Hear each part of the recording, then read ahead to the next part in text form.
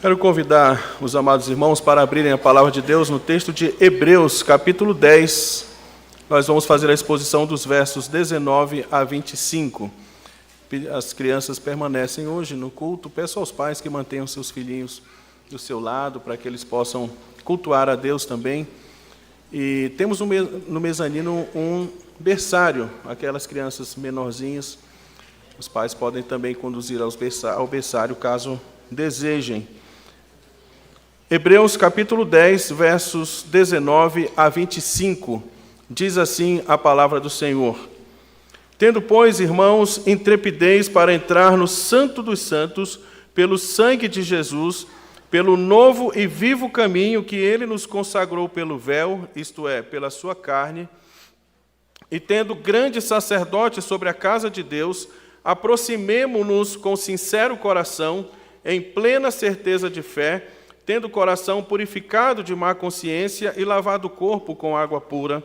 Guardemos firme a confissão da esperança, sem vacilar, pois quem fez a promessa é fiel. Consideremo-nos também uns aos outros para nos estimularmos ao amor e às boas obras. Não deixemos de congregar-nos, como é costume de alguns. Antes, façamos admoestações, e tanto mais quanto vedes que o dia se aproxima. Amém. Aqui, a carta aos Hebreus, como o nome diz, aos Hebreus, foi direcionada a uma comunidade cristã judaica. Eram judeus convertidos ao cristianismo.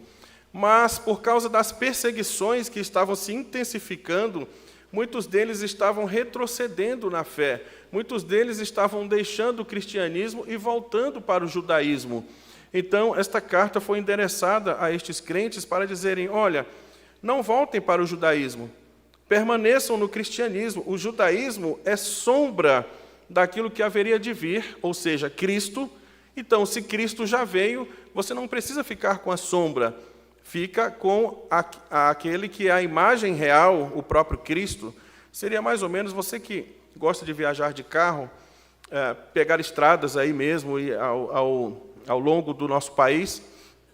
Às vezes você passa num determinado local que você tem uma ponte toda em concreto, belíssima, construída, e você pode ver ao lado aquela ponte antiga, de madeira, toda caindo aos pedaços, na época em que não havia a ponte de concreto.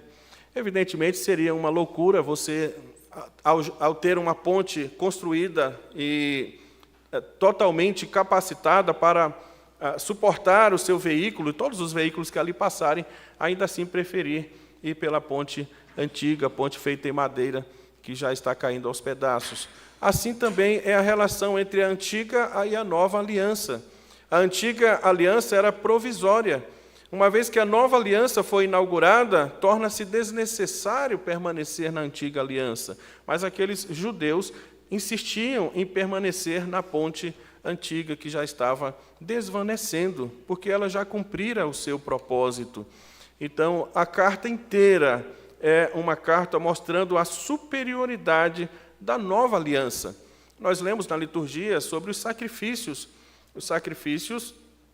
de animais, com sangues de animais, apontavam para Cristo. Uma vez que Cristo veio, o seu próprio sangue foi derramado, não há mais necessidade de derramamento de sangue de animais, uma vez que Cristo fez este sacrifício uma vez por todos.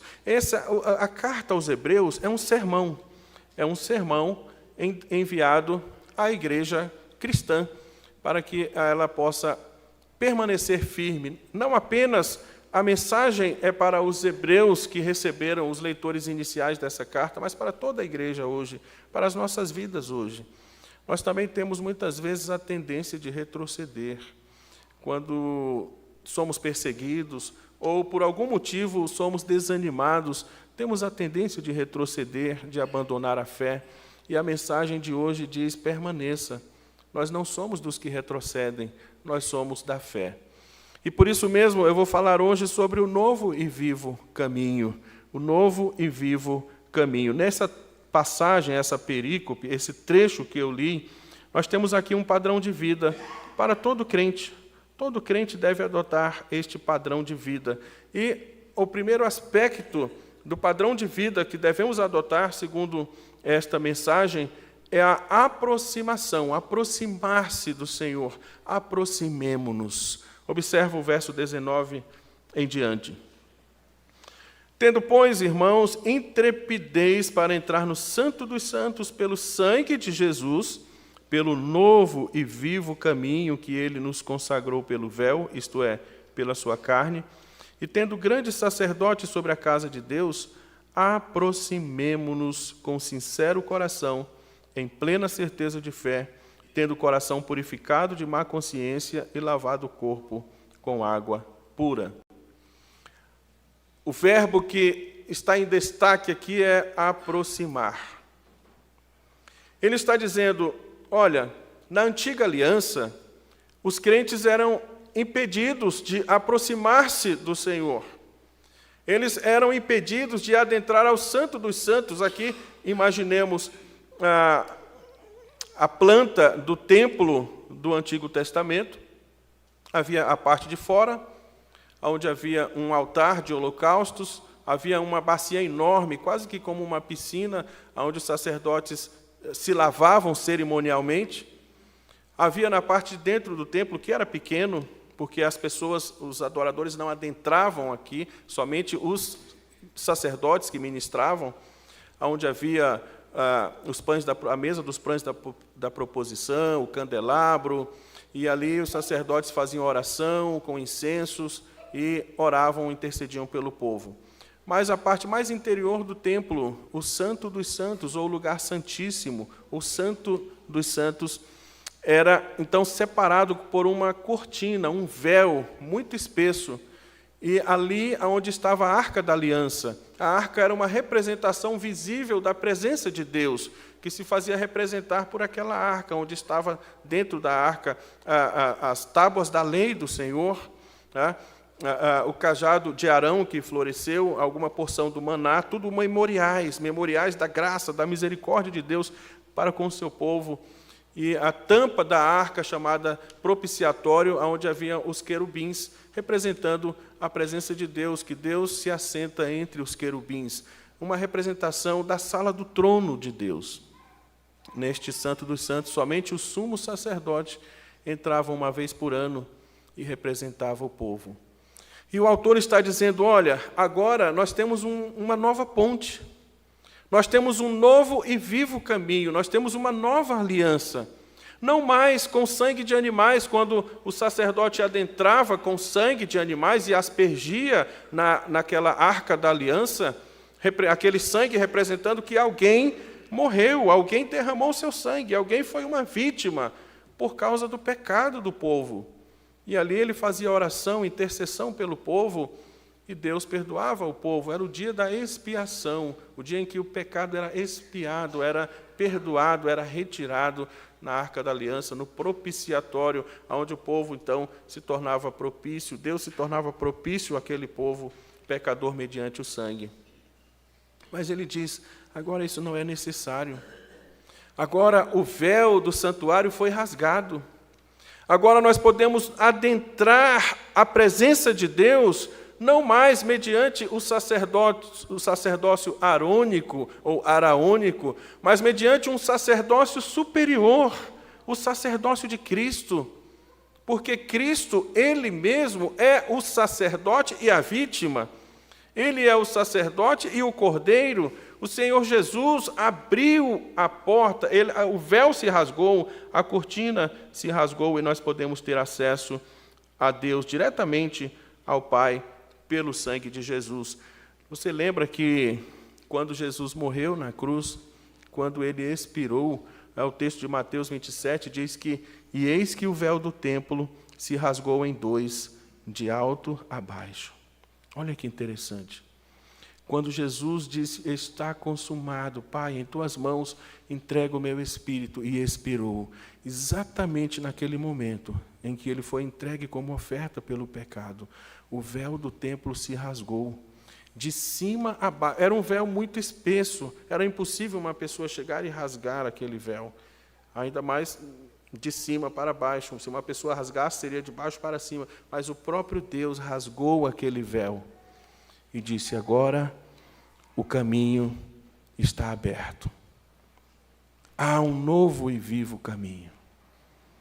Nós podemos nos aproximar de Deus, o Pai, através do Filho. Meus irmãos, isso é muito belo, porque o Senhor Jesus, na sua pregação, no seu ensino, Ele deixou claro dizendo: eu sou o caminho, e a verdade, e a vida. E ninguém vem ao Pai, senão por mim. Não é pela imediação de anjos. Aliás, a carta aos Hebreus vai falar: Jesus é superior a anjos. Havia pessoas ali que já estavam se desviando tanto que estavam procurando intermediação de anjos. E o autor vai dizer: Cristo é superior aos anjos. Ora, a quem dos anjos Deus disse: tu és meu filho, eu hoje te gerei? E a quem dos anjos Deus disse: assenta-te à minha direita? Somente ao Filho. Ele é superior aos anjos. Aqueles que estavam querendo voltar para a antiga aliança, para a lei de Moisés, o autor vai dizer: Jesus é superior a Moisés. Moisés foi fiel em toda a casa, mas como servo. Jesus como filho.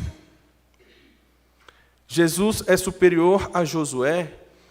Josué conduziu o povo à terra prometida e eles aguardavam ter um descanso quando adentrassem a terra, mas eles não tiveram descanso, porque eles tiveram ainda que conquistar aquela terra, e era guerra depois de guerra, e por isso o autor vai dizer: resta um descanso para o povo de Deus, e esse descanso está em Jesus. Ele é superior a Josué. Jesus é superior ao sacerdote Arão, porque Arão era um homem, e Arão, antes de adentrar ao Santo dos Santos, ele tinha que purificar a si mesmo para que os seus próprios pecados fossem perdoados, mas Jesus sem pecado algum. E outra, o sacerdócio arônico, eram feitos vários sacerdotes porque eles eram impedidos pela morte de continuar o seu ministério, obviamente um sacerdócio humano. Eram muitos e Jesus é único. Além do mais, o sacerdócio arônico pagou dízimos a Melquisedeque, na pessoa de Abraão. Porque quando nós lemos aqui no texto da liturgia, quando Abraão, o patriarca, pagou o dízimo ao sacerdote Melquisedeque, em Abraão, Arão estava pagando o dízimo, e ele diz: ora, sem sombra de qualquer dúvida que o inferior é abençoado pelo superior, e o sacerdote Melquisedeque, rei de Salém, abençoou Abraão. Logo, o sacerdócio de Jesus é um sacerdócio superior. Ele é superior em todas as coisas, porque ele é o Filho de Deus. Então ele diz: olha, tendo a Jesus, o grande sacerdote, nós podemos adentrar então a presença de Deus, porque ele abriu o caminho para Deus, e através de Cristo nós temos acesso ao Pai. Mas o autor aos Hebreus, meus irmãos, vai dizer também que nós devemos nos aproximar de Deus, e isso deve ser uma prática diária de toda a nossa vida. Não nos afastemos do Senhor, aproximemo-nos do Senhor. Isso aqui é um chamado à adoração, ao culto, ao louvor a Deus, para que nós permaneçamos na presença do Senhor. Mas ele vai dizer assim: não é apenas se aproximar, é necessário, em segundo lugar, guardar. Olha só o que diz o verso 3. Guardemos firme a confissão da esperança, sem vacilar, pois quem fez a promessa é fiel. Os hebreus estavam retrocedendo. As primeiras perseguições, eles retrocediam. Era mais fácil ser judeu do que cristão. O judeu tinha a benevolência do Império Romano, mas os cristãos não. Os cristãos estavam sendo duramente perseguidos. Então, alguns pensavam: é melhor voltar ao judaísmo, que aí eu não sou perseguido. Mas o autor vai dizer: meus irmãos, guardemos firme a confissão da esperança, pois quem fez a promessa é fiel. No próprio capítulo 10, um pouco mais à frente, no verso 39, dá uma olhada aí. Estamos no capítulo 10, verso 39, ele diz: nós, porém, não somos dos que retrocedem para a perdição. Somos, entretanto, da fé para a conservação da alma. Ora, a palavra grega aqui para confissão, né? Guardemos a confissão, homologia, aqui significa uma confissão pública, uma confissão doutrinária pública, é uma pública profissão de fé. Aqueles irmãos fizeram uma confissão pública, que eles estavam, então, crendo em Jesus como seu único e suficiente Senhor e Salvador. Eles fizeram sua pública profissão de fé, mas eles estavam retrocedendo. Ora, por acaso também não passamos por isso nos nossos dias? Muitos de nós fazemos uma pública profissão de fé, afirmamos que cremos somente em Jesus, que serviremos a Jesus, que seguiremos a nossa vida toda nos aproximando de Cristo, de Deus, do Senhor, mas quando vêm as lutas, as dificuldades, ou mesmo os aborrecimentos, ou mesmo os encantos deste mundo, nós nos afastamos do Senhor e abandonamos a congregação e abandonamos a fé. Ora, isso aconteceu com um companheiro de Paulo. Paulo diz: Demas, tendo amado o presente século, me abandonou. As pessoas abandonam muitas vezes esta confissão porque amam o presente século, porque amam o mundo, o brilho deste mundo, os valores desse mundo, os prazeres desse mundo. Ora, se foi exatamente o contrário que fez Moisés, lá na Galeria da Fé, em Hebreus 11, Moisés preferiu deixar de ser chamado filho da filha de Faraó, porque ele entendeu que era melhor ele olhar para uma pátria superior, para uma cidade que tem fundamento, a experimentar prazeres transitórios do pecado. Aqueles que abandonam a confissão por prazeres do pecado são prazeres transitórios. O que são 10 anos, 20 anos, curtindo os prazeres desse mundo e depois perecer a eternidade no inferno?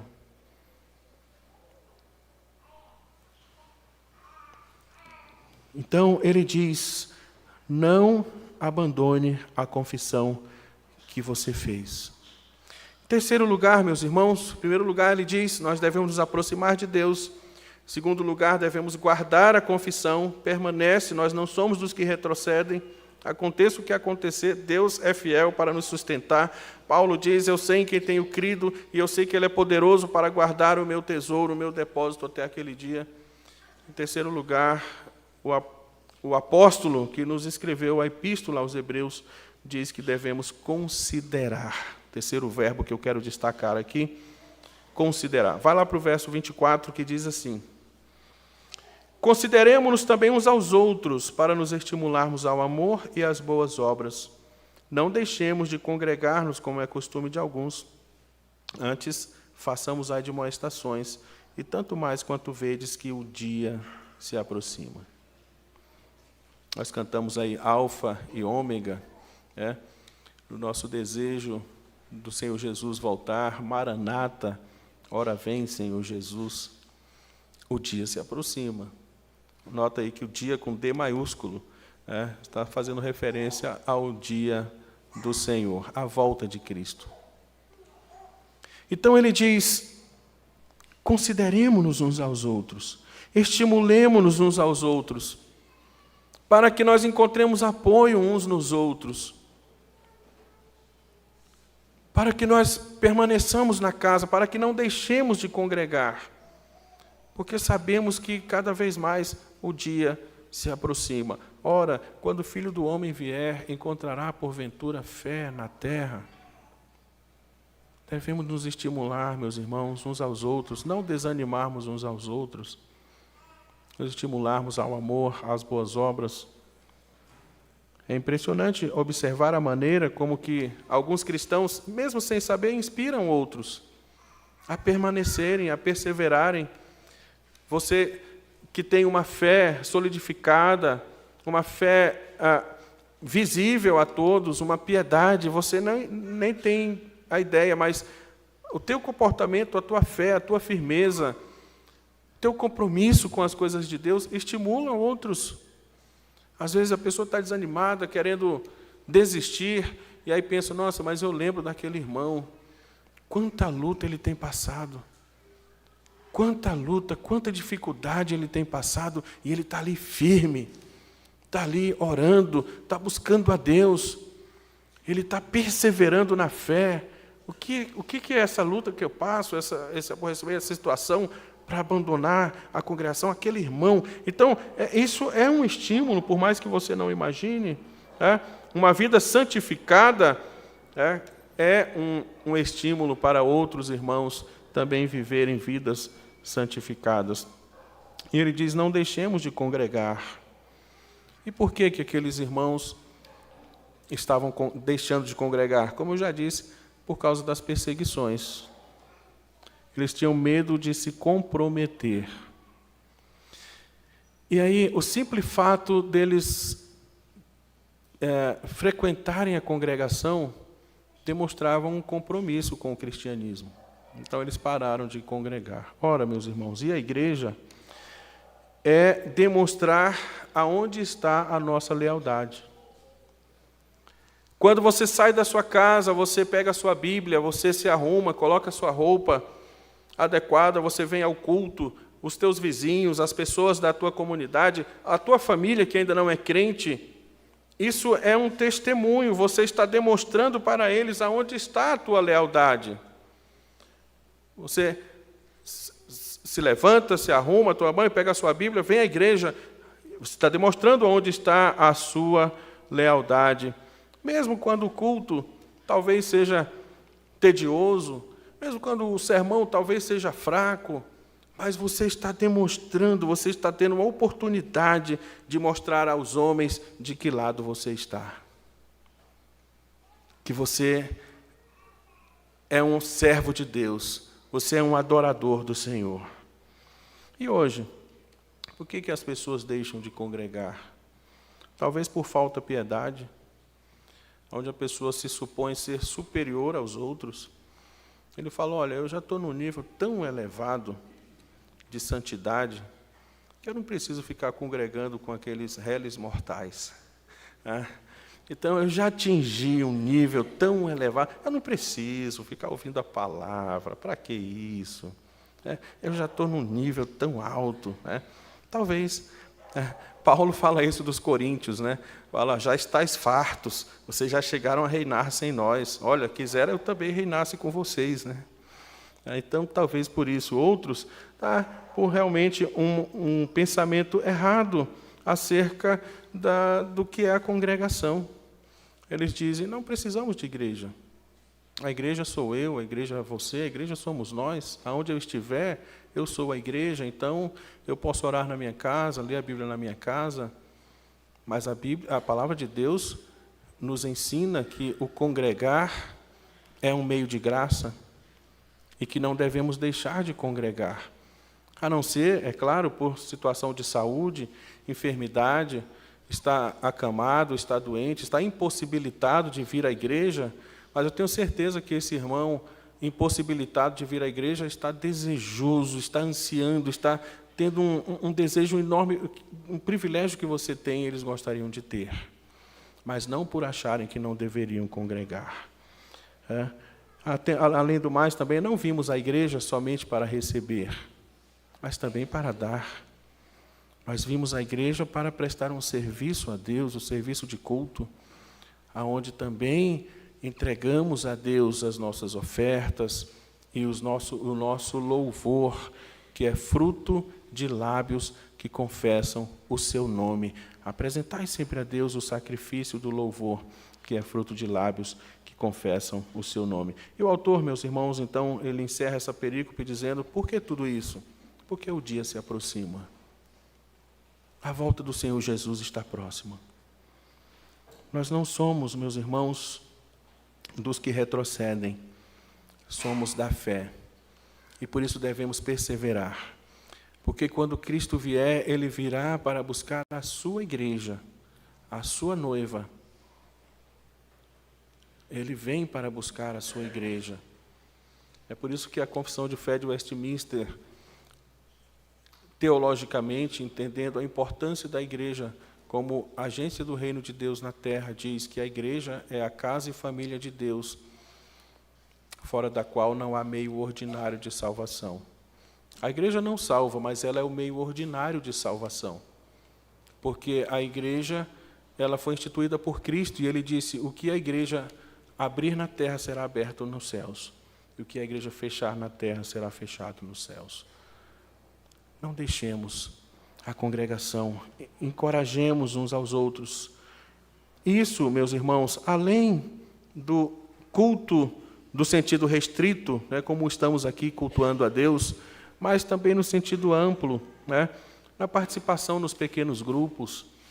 Eu sei que nem todos têm condição de participar, apenas estou dizendo que é uma bênção participar do pequeno grupo.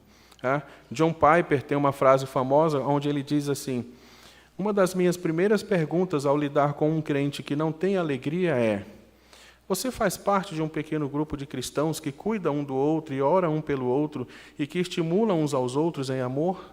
No geral, a resposta é não. Essa era a experiência de John Piper na igreja dele. Nós temos também outros ministérios na igreja, ministérios práticos que podem ajudar estimular uns aos outros na prática das boas obras. Nós temos aqui também o grupo de homens, né, o nosso PH, o nosso café fraternal. Que bênção, que bênção. Olha, esse último café fraternal foi muito legal. O Leandro estava, foi bacana, né, Leandro? A palavra, então, nem se fala, né? Aquele café maravilhoso, os homens... São momentos dos homens estarem juntos, né? E olha, meus irmãos, prestem atenção, homens, tá? As mulheres se organizam, vão em congressos, tem a SAF, que é um trabalho brilhante, maravilhoso, se empenham, elas estão juntas ali, mas os homens, não fiquem de fora. Né? As mulheres estão procurando crescer na palavra de Deus, procurando crescer em comunhão, né? E os homens também temos esse departamento que é uma bênção, não negligencie, é uma bênção para você, para todos nós. Temos os demais ministérios com jovens, adolescentes, crianças, encontros de casais, são as formas também de nos estimularmos uns aos outros na prática das boas obras. Tendo isso em mente, então, meus irmãos, vamos refletir sensatamente, não apenas sobre os nossos problemas, mas sobre, especialmente, aquilo que deve permear o nosso coração, a nossa comunhão com Deus. Cristo restaurou, Cristo abriu o caminho. Não negligenciemos, porque senão, como diz também o autor, se negligenciarmos tão grande salvação, ele vai dizer, Deus não poupou a anjos, ele também não poupará aqueles que negligenciarem tão grande salvação. Que nós possamos nos apropriar dessa bênção, que é o culto, que é a participação, que é a presença do Senhor em Cristo Jesus. Se você que está aqui nessa noite ou nos acompanha pela internet ainda não tem um compromisso com Cristo, você precisa fazer isso urgentemente. Cristo abriu o caminho, Ele é o único caminho. Talvez você esteja colocando a sua esperança em outras coisas. A única esperança é Cristo. Ou você tem Cristo, ou não tem nada. Como cantamos também no cântico, sem Ele nada somos, estaremos eternamente perdidos. Reflitamos sobre estas verdades para a nossa edificação e para a glória de Deus. Que Deus nos abençoe, meus irmãos. Vamos orar? Ó Pai amado, obrigado, Senhor, pela Tua palavra que é viva e eficaz. Obrigado, Senhor, pelo ensino. Obrigado, Senhor, pelo culto, pelo novo e vivo caminho que o Senhor nos consagrou pelo véu, pela carne, pelo corpo de Jesus, que, ó Deus, foi rasgado, assim também como aquele véu se rasgou. E assim, ó Deus, temos acesso a Ti. Que possamos, ó Deus, manter essa comunhão, que não retrocedamos, ó Pai, porque não somos dos que retrocedem, mas somos da fé para a salvação, em Cristo Jesus. Nós te damos graças e te bendizemos em nome dele. Amém, Senhor.